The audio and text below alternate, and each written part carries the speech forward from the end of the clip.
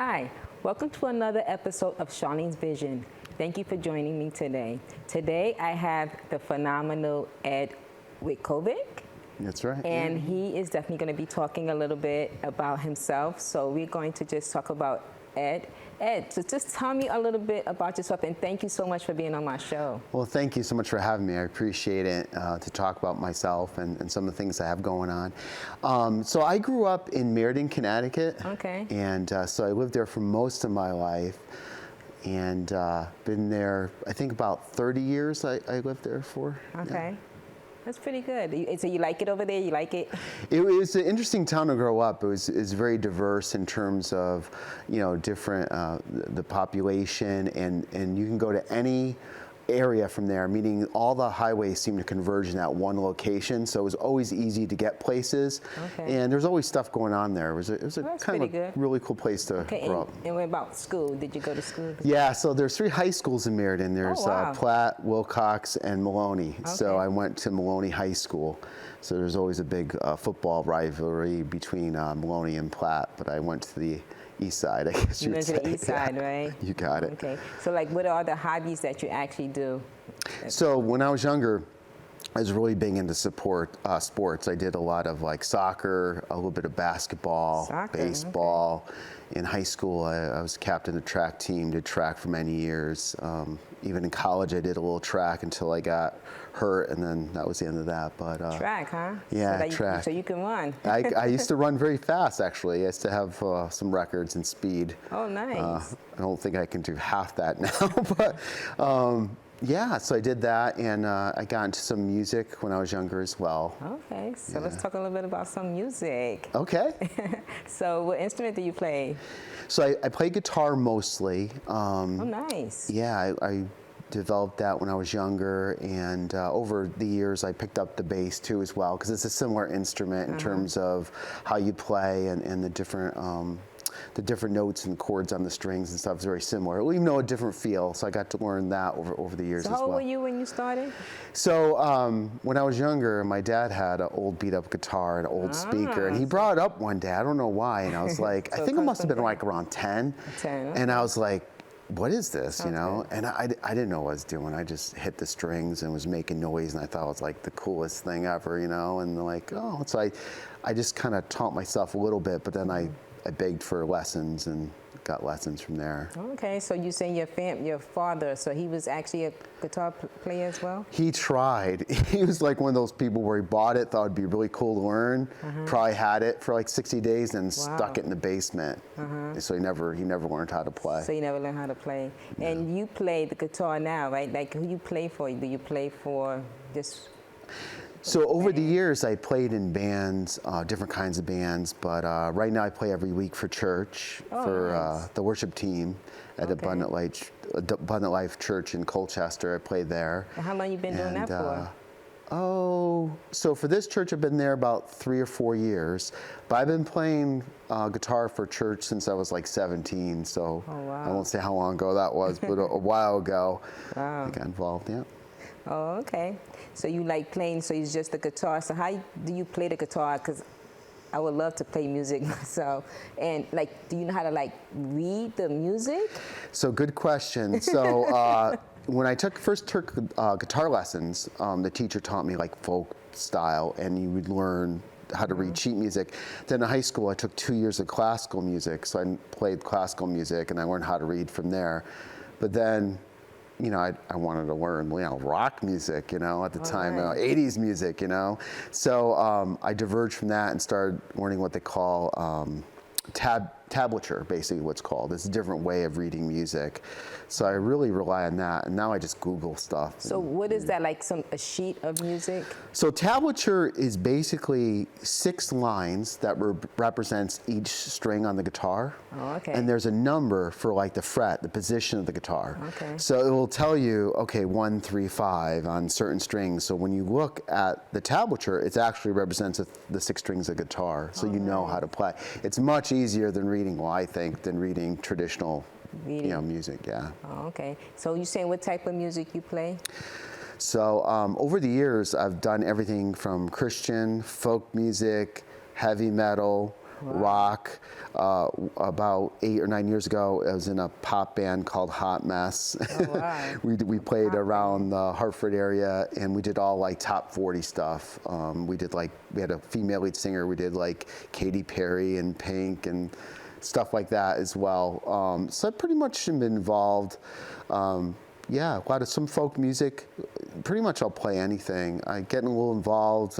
Sometimes I make my own beats, hip hop beats. Oh, nice. I write my own music here and there. Mostly rock stuff or funky stuff, but a little bit of everything. Okay, so you say you with the band, and so you're doing a lot of good things with the guitar. You know, you with the band, and you do like the church, right? Yeah, I do the church. Right now, I'm playing with some friends from high school. They're kind of reuniting a little bit, and some friends from work, and we're getting together, just doing like a little garage band type thing right now, just for fun. Playing some 80s and 90s stuff. We might do some stuff next year, but it's just for fun. But off and on through the years, I've been in and out of bands, and I enjoy it. You know. So how does that work step by step? Like, just you saying you went places to play in the band, like concerts? You did concerts? Yeah, so when I'm in the band, usually one of us or many of us will volunteer, like to go and seek different club owners, and you give them your information. And you know, as you get older, you build more connections, so it's a little bit easier to get the shows. But when you're younger, it's hard. When you're younger, it's hard, right? It's harder. And have you just did it in Connecticut, or you just been all over? What's some of the places So you've that's been? a good question. So as far as the bands I've been in, it's mostly just been Connecticut. Connecticut. Yeah. Okay. It's been more part-time. So what is your idea of what you want to do in the future with this guitar? Like, if you had any type of Well, right now, I mean, I have to work full time. This has always been like kind of a part-time hobby, but say if I won Lotto tomorrow and I can go off, I'd love to be a regional band, meaning travel up and down the East Coast and play. And maybe if I had that much free time, be in a couple bands, you know, different scenarios and play. It would be great to do that for a living and record, yeah. So walk me through like some of the performances that you work with, or some of the people. Yeah, so if it's okay, I'll tell you about the first time I ever played on stage, because that was kind of fun. That's nice. So when I was a freshman in high school, what got me into playing, being in a band is I saw this band at a talent show at our high school, and they were playing a song, and I'm like, are they really playing? Like, I was blown away. And I'm sure if I listened to the audio now, I'd probably say they're horrible. But back then, I was just blown away, so I wanted to be in a band. And my first performance was a junior high school. We played Sunday Bloody Sunday by U2. I don't know if you remember U2, but yeah. So I just remember being on stage and being like, wow, this is really weird being up here, and there's all these people out there, and I'm playing, and everybody's looking at me, and this is a high school. You know, there's a couple hundred people there, and I'm playing. I'm like, wow, this is kind of a unique experience, but it was fun. It was nice to get the people reacting. It's fun when you're playing and you're making other people happy through the music. Right. And that's where it's at for me. So as I perform with these different bands, I try to do that. I try to play music that people will enjoy and really have fun with. Okay. And how did you start it with the worship of the church? So that when I was younger, I actually was asked by a priest to help with baptisms and just play a little guitar. And then from there, they started the first, at that Catholic church, they started the first worship team in terms of like, how can I say this, more contemporary music. So I started doing that. And then when I moved from the Catholic church to the Protestant church and some other churches, I just kind of always liked performing and worshiping for God. So I would just keep playing those different churches. And then, go ahead. Oh, no, go ahead. So keep playing for those different churches. And Yeah. So then recently, a friend at church, he realized that I'd been playing for a while, and he started holding some concerts. And I'm like, hey, what's going on with these concerts? And I wasn't looking for my band to perform at these concerts, but I noticed how many are there in your band? Currently, for church, there's about 4 or 5 of us. There's a bass player, another guitar player, the pastor's son, and a keyboard player and a drummer. Oh, okay. So we play like anything on K-Love, like that type of worship music, you know, anything contemporary. Because I know you have to definitely practice before. Yeah. Actually, I just got a text today. I got to practice a little early for Christmas Eve. We're getting together to practice for that service. Okay, that sounds pretty good. Now you say, now what's coming up now that any plans you have now that you want to be playing for? Yeah, so right now I'm just playing with this local band, playing worship team, and a friend at church, he has his own Christian entertainment company called Capulet Entertainment, and I've been helping him now for about almost 3 years. He holds concerts at various churches and venues, and I've been helping him volunteering for that. And it's fun because it's Now, how does that work? So his mission is to kind of spread and good, what I would call Christian music, good positive influence music to the area. And by doing so, by holding these concerts. And I never asked him how he had all these connections, but he's had quite some big names in his concerts. Sometimes he'll have like 7 bands a night that he'll hold, and I help him out because he knows I do music and I'm familiar with the music in terms of recording and performing. So I'll just help him out either with security, or I'll literally help him out set up the band. I'll help him out. There's one time I helped out with merchandise. I basically just do whatever he needs to have done there. That sounds exciting. Yeah, it's pretty cool because we have concerts of all types. We've had really heavy, like metal screaming bands. Some people think Christian music, you don't have that type of music. I know, because I'm like metal Christian. Oh yeah, we've had bands like people are familiar with Disciple and Spoken, Seventh Day Slumber, really good bands. They're really heavy, but they're good names out there. We've had acoustic shows where we've had some guys like Jonas Woods is really good, Collington, this guy called Matt Beard, he's a lead singer from Spoken, very, very good guys. We've had a hip hop concert as well. We had Derek Minor and Cannon, 2 really good guys that So great where is he getting all this connection from? That's what I want to know. I have to ask him, but he knows quite a few people. So you mentioned that you do, like, I guess, volunteer. Yeah, so I volunteer my time with him. I also try to help him with setting up the show, or sometimes I'll just even help the artist. I'll ask him, hey, what do you guys need? Do you need anything? One time, as I mentioned, they were short somebody selling the merchandise. So I said, I'll do it for you. So I just jumped on and started helping sell them T-shirts and stuff like that. It was fun. I just help out any way I can. And these artists are so talented. And there's some pretty local bands that are pretty good too. Like, there's a Saved by Scarlet. They're out of Rhode Island. There's Undefeated. They're local. Set for the Fall. I think they're out in North Carolina. They're really good. There's a lot of great talent. They're just in that local New England area that you would never think. So it's good for people to get out and see and support that music as well. Right. Yeah. So you basically, what do you do? Every year, quarterly? Or? So with before COVID, we were having concerts, I would say at least once a month. Wow. He was doing pretty good. He was tracking some concerts quite a bit. Yeah. That's a lot of work. But it was a lot of work. And he does most of the work. Let me tell you, his name is Esteban Vega. He's the guy that owns the company, and he's really a hard worker. He puts it all together. He just does such a great job with everything. And so he's the one that reaches out, sets everything up, gets food for the artist, gets the power going. I know one time the fire alarm went off. He deals with everything, and he does it so good. So, yeah, good guy. When he does the concerts, is it like outside, indoors, or? That's a great question. So most of them have been inside.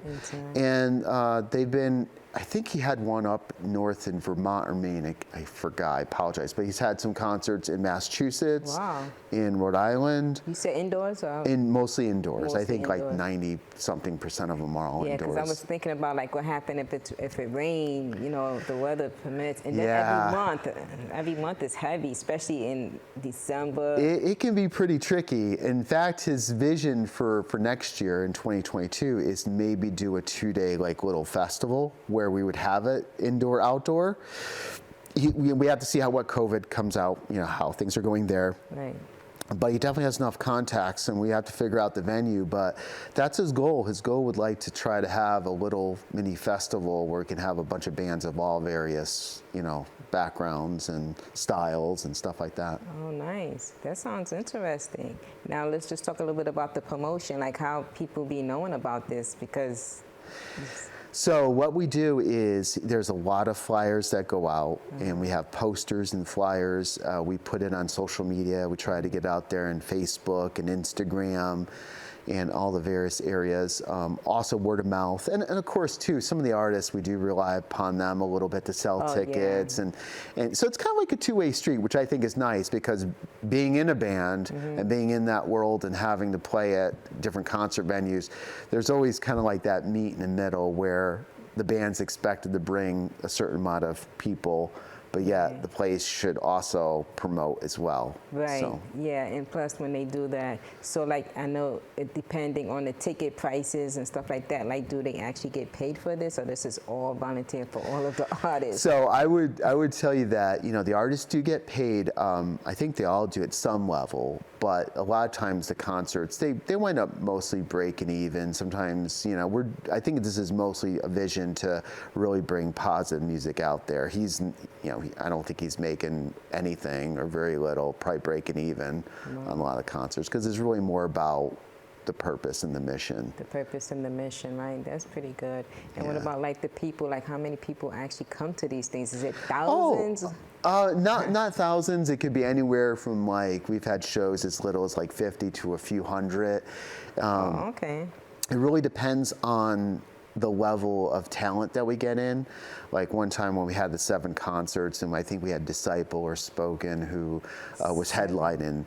We had 7 bands, and it's amazing. 7 bands in one night, and we had a couple hundred people there throughout the day, because, you know, it's a long period of time. There's hours of people come in and out. But I give credit to Esteban and Justin. I forgot his last name. He's gonna kill me. But he runs the music with his the sound system with his dad. They do a great job, and he gets the bands off and on, like, on time. So these are the same bands they do every show, or does he always go out and find like different ones for each? The artist, you mean? Yes, the artist. Yeah. I mean, he'll have some artists back depending on what kind of show he's doing. Like we just had a Christmas concert where we brought some of the local artists back, because they're really great and they're fun people. But he usually tries to get different talent, and he will mix it in with secular music, meaning, you know, non-Christian music. He'll bring in some other artists and mix it up, because the whole purpose is to try to get, you know, more outreach and for the music. So yeah. Okay, that actually brings something, because when I was young, I wanted to do something like that. Like my nephew, he's a performer, and I was like, that's what I want to do. I want to bring some artists. So I went and just tried to do something like that. And I see it's a lot of work. It's a lot of work too, because you also have to deal with the travel of some of the artists.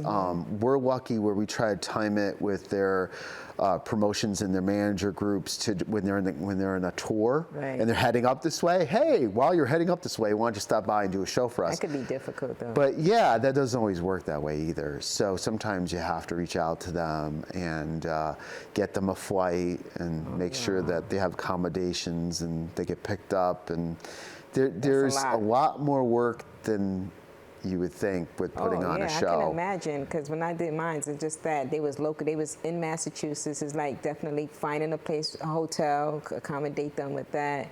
You know, you want to make sure that they're comfortable when they get here, and then they take them to the show, and then take them back to the hotel. That could be pretty expensive. Then you gotta feed them. The concert tickets, now you can buy them online, or you print them off. So when people come in, you have to make sure you validate everything. Security. I mean, those fights. You know, like I said, I mentioned already with the food and just making sure everybody's okay. Any technical problems, or sometimes a venue will have certain demands. You gotta be done by a certain time. You can only park your big trucks at a certain time. You know, there's a lot of little pieces to that really add up. You know, they have to think about, and so if somebody ever wants to start just a concert event, it's an awesome thing to do, but it's a lot of work. I felt the passion. I was like, oh my goodness, I thought I was going to be the next Puffy. I'm serious. I was like, I had like 3 artists lined up, and they was really good. And I mean, it went pretty well, but it was just like, you know, there were always going to be some problems. One of the artists was like running late, and it's like, that's a whole other thing, or cancellations. I mean, cancellations, and you have people waiting to see this artist. I mean, a lot of things can come into play. Oh yeah. Well, make you feel better, Charlene. Like, one of the dreams I had was to have like my own concert venue, like my own club where I would have music all the time. That'd be great, but again, there's just so much to that, you know. There's so much to it, but that's, you know, that's your passion. That was my passion. I just was happy to just even at least I did it, and at least I experienced it. Yeah, that's awesome. Yeah. Yeah. So is there anything else you would like to tell us, because we are coming to a close now, and I want to say thanks for coming in. Oh no, I just appreciate the time and giving me a chance to talk about music and then talk about Capulet Entertainment. I really appreciate it, and thanks again. Hopefully I'll be on another time. You definitely will, especially Great. with the entertainment. Maybe next time you should bring your guitar. But again, thank you for watching Charlene Vision. If you have any questions, you can still see me at charlenesvision@gmail.com. If you have any, you can email me there. Have a great night.